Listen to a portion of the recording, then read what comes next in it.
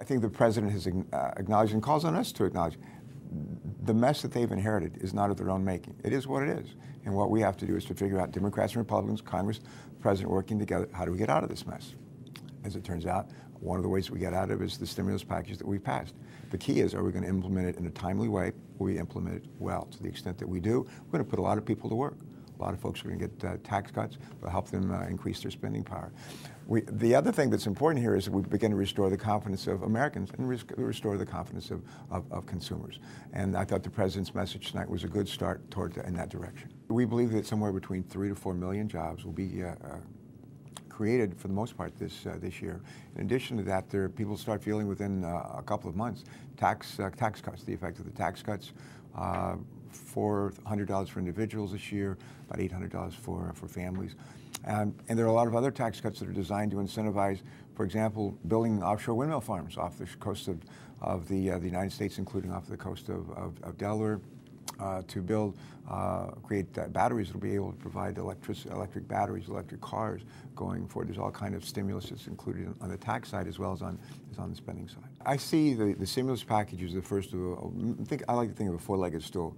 One of the four legs is not just the stimulus package, but the successful, timely implementation of the stimulus package in a way that provides plenty of oversight, accountability, transparency, so we get it right. The second piece is the president has proposed, I think, very well-received and very sound ideas for mitigating against home foreclosures, reducing the number of families that will end up in home foreclosures, literally by several millions of families, and that's a very positive thing, too. Third thing that we need to do, and we've done a fair amount of work on this, we need to continue the work because it's incomplete right now. Banks need to have liquidity. They need to be lending money back to families for their needs, to businesses for their needs, and I would give us an incomplete on that front. The fourth one is sort of a long-term policy approach, and that is, what are we going to do to restructure our banking system, to restructure our regulatory system so that we don't get in this mess again. So there's four things. Successful implementation of the stimulus package. 2, following up in a timely way to reduce the number of foreclosures that would otherwise occur.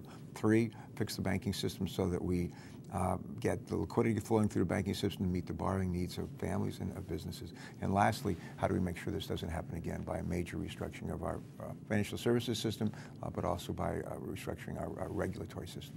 The good news is there are great job creation opportunities that come out of cleaning up our air, reducing emissions of harmful stuff into our air, reducing emissions of carbon dioxide, which contributes to global warming. We can put people to work addressing those problems, coming up with developing new technologies, developing new products to clean up our air, clean up our water, and so forth.